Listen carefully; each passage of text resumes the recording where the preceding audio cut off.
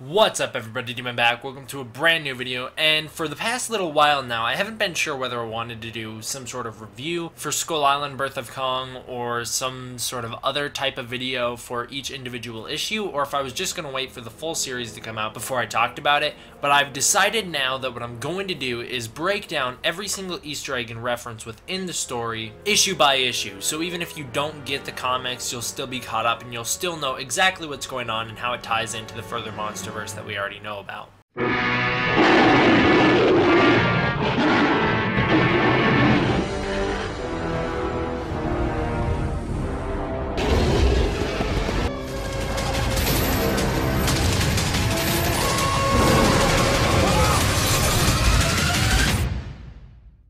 So without further ado, let's break down every Easter egg bit by bit in Skull Island Birth of Kong issue 1. Starting out with page 1, the latitude and longitude we have listed places Skull Island perfectly in the middle of the South Pacific, keeping continuity with what we already know from the movies. The bag found reads Project Monarch as a reference to the numerous times we see that phrase in Godzilla. The title of the issue is The People Who Came From the Sky, as a possible reference to the nickname of Packard's helicopter crew called the Sky Devils. On page 2, we find out that Brooks has served Monarch for 40 years by 2012, meaning he had only worked for Monarch 1 year before he went to Skull Island in 1973. In the picture of Brooks with his son and wife, we learn that San and Brooks married and had a kid named Aaron. It's also clear from looking at Aaron's Asian features that he is the son of both San and Brooks. We find out Monarch, still even 39 years after Kong's events, is struggling to stay afloat. We find out Brooks was able to get into Aaron's recordings because they use the same password for everything. This is the same password that allows Aaron to find out about Skull Island back in the 1990s. We learn Serizawa and Brooks worked closely together in Monarch before the events of Godzilla. Brooks would be a lot older than Serizawa because in the 90s, Serizawa was only in his 40s when Brooks is obviously a lot older than that. Brooks and Serizawa have a similar philosophy about nature taking its course, which is one of Serizawa's big themes in Godzilla. Nature has an order, a power to restore balance.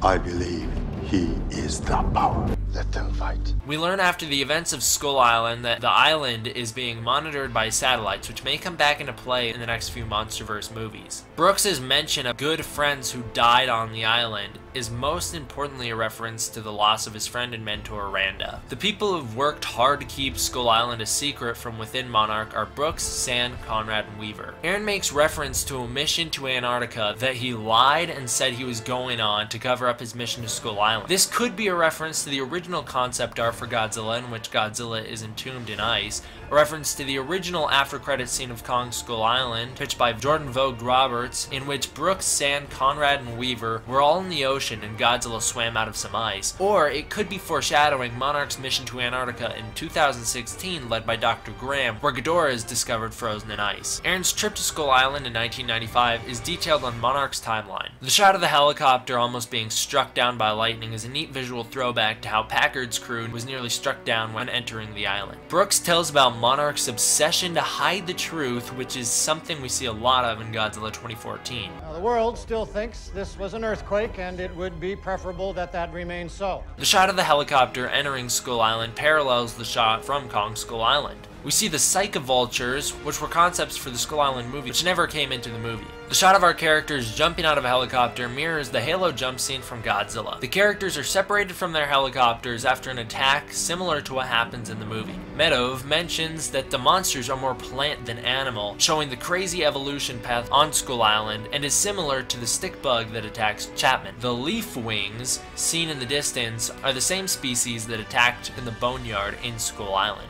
Aaron says that they will see or hear the Mutos before they are attacked, as a reference to the multiple sneak attacks made by the monsters in Skull Island. Just like in Skull Island, the characters are attacked and caught off guard. Kong attacks the new monsters, killing them, proving that nature will restore balance when things get out of line. He's also probably in the area checking on the helicopter that just flew into the island before. The full-grown Kong, as we'll see better in issue 2, is around 200 to 300 feet. which is hinted at with our first look at how large Kong's foot is when compared to the human-sized death jackals. The natives of Skull Island have been so influenced by Marlowe and the others that they now speak, which is something they were past needing to do in Kong Skull Island. We know they learned speech from Marlowe, seeing as though they speak English. When Aaron says Skull Island has evolved, he doesn't realize that by going back to a civilization of people who need to speak and are more quote-unquote civilized, they actually have taken a step back from the complete piece they were in Kong Skull Island. So that does it for issue 1, guys. That is every Easter egg and reference broken down for Skull Island Birth of Kong issue 1. It is just a 16-page comic, but there is so much they crammed into this. I absolutely love this storyline. This is the kind of in-between story that I want. This is the kind of in-between knowledge that I want. I think the Monarch timeline goes a little bit overboard,